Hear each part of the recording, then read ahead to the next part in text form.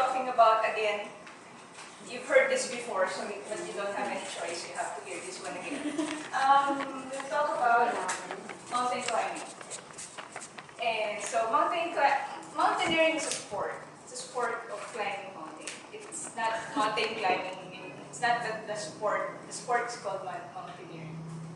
Okay, so mountain climbing. I've been climbing mountains like for more than 10 years now.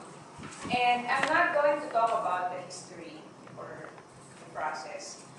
I'm going to talk about the very one question that everybody asks to a mountaineer, which is, why do we do it? Why do we climb? I know it's, for all of you, I think no one here ever experienced it yet. Walk. No one yet. Walking. Walking. So, Checking. when you hear about it, the first thing that comes to mind is tiring, risky, dangerous, costly, and expensive. You have to travel and all that. So, why do we do it? In the next slide, I have a list on the next slide. Actually, this is a personal list. I can't speak for every mountaineer in the world. Personally, this is my reason why I climb. Okay. So why do I do it? So I listed 7 reasons there. First is it teaches you humility, to be humble. Because when you're climbing, you'll realize that no matter how prepared you are, how equipped you are, there's always be circumstances that you can't control. And you feel small, you feel insignificant, you feel helpless. Especially when Mother Nature na yung katapat mo. So, it teaches you humility. Next is spiritual growth. That for me is personal, since every time I climb, I make sure I allot like less than 30 minutes. I go outside of the camp and reflect. And for me, climbing kasi mas malapit siya to God, since I'm on top of the mountain. So you must feel. Okay. Number 3 is discipline. Since all of you doesn't have any experience yet on climbing, you just don't climb. You have bag, you have shoes, you have the attire. Especially today, parang mainstay na siya, biglang nag-boom yung mountain climbing. Unlike before na you have to attend PMC trainings, you have to attend mga first aid, survival trainings before you can even go up, may initiation pa yan. But unlike now, yun nga, if you have gamit na pwede na makyat, go na. So, without knowing anything about what's gonna happen. That's why maraming accidents na nangyayari. So, you have to have discipline, may rules yan. Even though nasa mountain ka, walang bantay, and everything, may rules yan. Kung isang way lang kayo, kung may kasunod po kayo.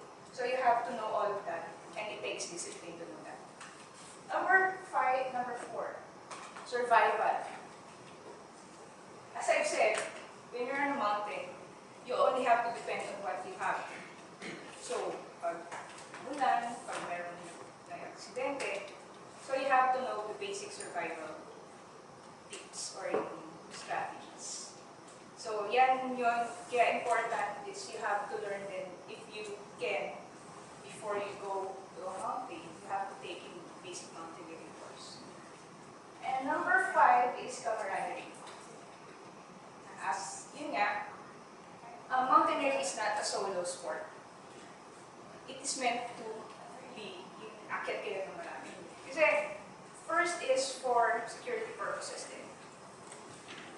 Security purposes, since if something might happen, at least you have someone with you. Diba? Some prefer kasi to go out alone. But I think, yeah, personally, I don't prefer that. Yun.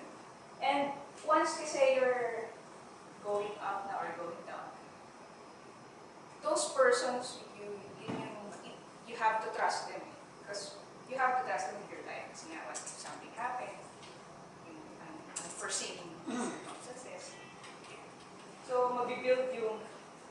bond nyo. Ako, I have a small group. Kami-kami lang din yung umakyat. But, maraming umakyat. So, once you go along, makakakilala kami ng mga groups. Number 6 is adventure and travel. So, yun, adventure kasi you never know what's gonna happen. Every climb is, kahit ilang years ka na umakyat, iba pa rin yung ma-experience mo every climb. Travel, yeah, you can.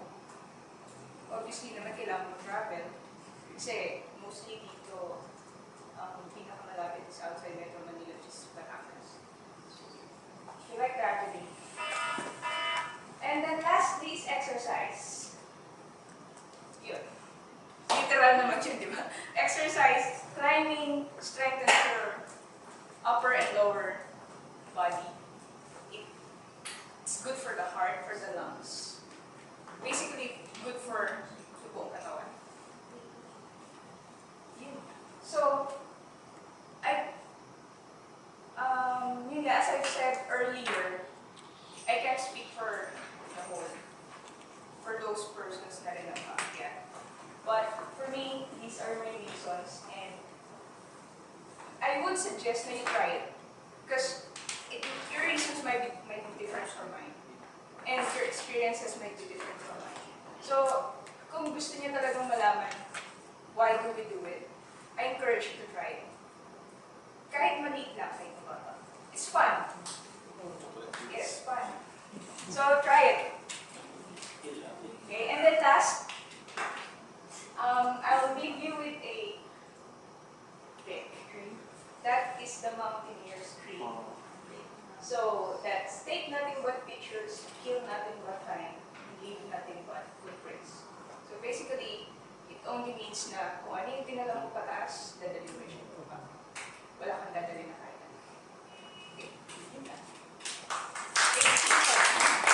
Questions? Sorry. Yes. Kaya mo ako. Kasi kami, it's not expensive. As much as possible, we do it yung budget-friendly. And kung ina-expect nyo yung accommodation and all na ganyan, huwag kayong mag-expect mo yun. As much as kami, kung ano yung pinakamura dito.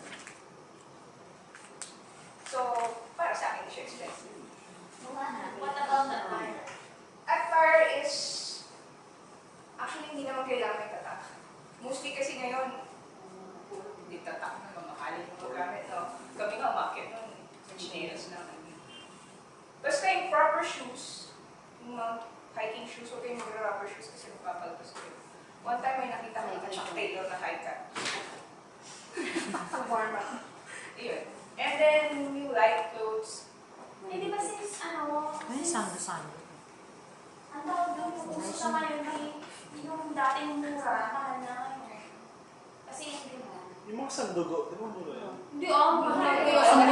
Kimo mo na yun. Ano yun? Kasi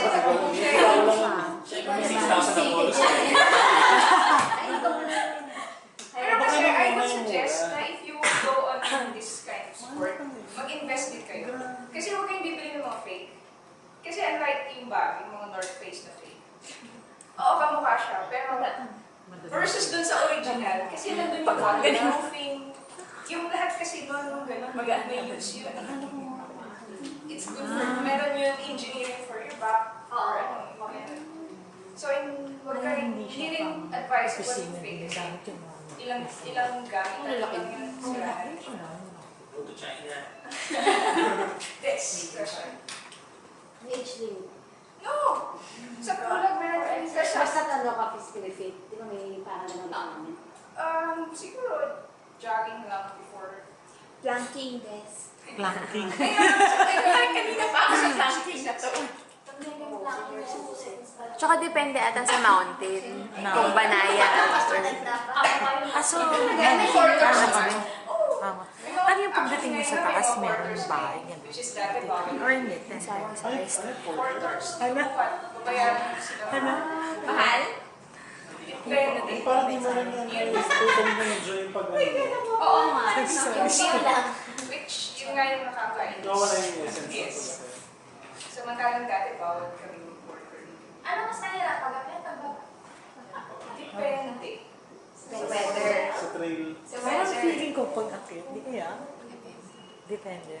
Kaya, okay, ay, try niyo. So kahit sa pulan. O, din yung team out. Kasi Kasi hindi yung talaga pag yan. Tapos pagbaba mo, doon ka na sa slide. Kasi Parang slide ka na. qualification sila. Kami noon, nung sumali ako sa UE, yun nga, kailangan may BFC course, may survival. May training pa kami noon every weekends. And then, kailangan minimum of 3 major climbs ka bago ka ma-initiate.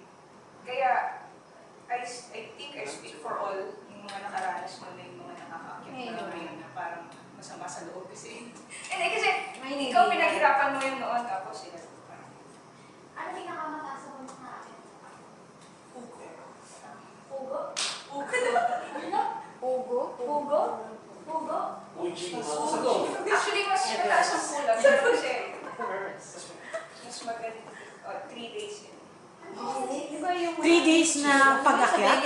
Mas may travel time. Tapos 3 days pababa ulit? Eh, 3 days up and down.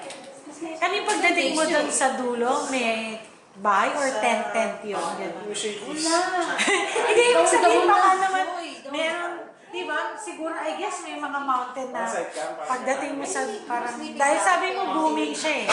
So may chances are, since booming, baka pwedeng nagtayo ng something. Yung mga ganong, meron. Ang makulot, meron siyang tinatawag na 7-Eleven sa taas kasi may nagtitin na lang halo-halo. Sa Batulao, meron din nagtitin na lang Mountain Dew sa summit. Meron na rin yung store dun sa base na. Pero yung titiran, wala talagang tent lang. ganun. Pero mas maganda yung dun ka sa talagang hindi pa masyadong commercialized. Kasi talagang may experience mo yung kayo lang. Walang water source. So, for 3 days, Madilim. tubig nyo. Paano hindi ka maliligo? Maliligo ka pagdating mo sa City Hall. Ah. Or normally naman pag mga national parks, Dahon. they have naman accommodations for the mountaineers na magpalit. Parang banyo. Parang CR. CR. CR mo pag nasa taas ka, we have a shower. Ah. Laki-laki. Dapat. Mas Iinom ka ng gamot para hindi ka mag-ano. Huwag ka na lang kumain masyado. Constipated ka Pero kasama ng pag-market kami, hindi siya na. Water, basta water. Ano? Kasi So, nga, so lahat ng karanasan ng mga mountaineers yun, hindi na pinag-aaralan yung ano yun, kunyari 500 grams na ganito, pag-akit mo, times 3 na siya, hindi na pinag-aaralan. kami, pag-akit kami, minimum is 2.5 liters each. Dapat may ligpit ka. May sarili ka first aid. Tapos yung distribution ng gamit, fair dapat sa lahat yun. Tsaka yung pagtapon. Parang feeling ko rin hindi mag-carry natuturo. ka ng gamit pa. Pwede ba kunin yan kahit hindi na kayo tinuturo? So ngayon, Kung gusto mong matuto. ang UP Mountaineer, nagkakandak sila ng basic mountaineer course. Kailangan mo mag-inom sa UP. So, hindi ako mag-enroll kasi Kasi kami part ng school program. Magkano? Kaya hindi ko lang. Minsan may mga free sa mga mall. May certificate yan. Oo. Sige, propose ko sa Facebook. Certificate lang, hindi naman nakakala. Kasi doon mo malalaman yung paano mag-pitch ng tent, kung saan ka mag-pitch tent, Oo, hindi ako marunong yung mag-packing. packing. And pag-aakyat kayo, may body-body system pa rin yan. Hindi lang kayo basta naka-aakyat. May head, may tail, may sweeper. What's me? Sweeper siya yung tail. Siya lagi yung nakuhuli. So, ang Bakit? responsibility niya is lahat. Wala naiiwan. Ano yung sweeper? Siya yung sweeper, tail or sweeper. Then yung head, siya yung nag-navigate. And then pag masyadong malaki yung group, merong middleman, siya yung tiga-connect yung dalawa. So, ibig sabihin, pag nasa dulo ka, ikaw yung pinaka-magaling, parang ganon. Yung parang biyasang-biyasa ka na sa... Lalo na pag newbie yung mga kasama mo kasi if hindi nga nila kaya, ikaw So, kailangan mo mag-push may talaga guide sa kanila na. Minsan siya na rin yung nagdadala ng gamit. Pero yung Masaya. dami Ha? ng yaya. Ano ba yun? O, pakidala ang gamit mo. Pero normal kami, pag bago siya yung pinagbubuhat namin ng mobility. Kanya-kanyang buo. Tubig pa lang, 2.5 liters.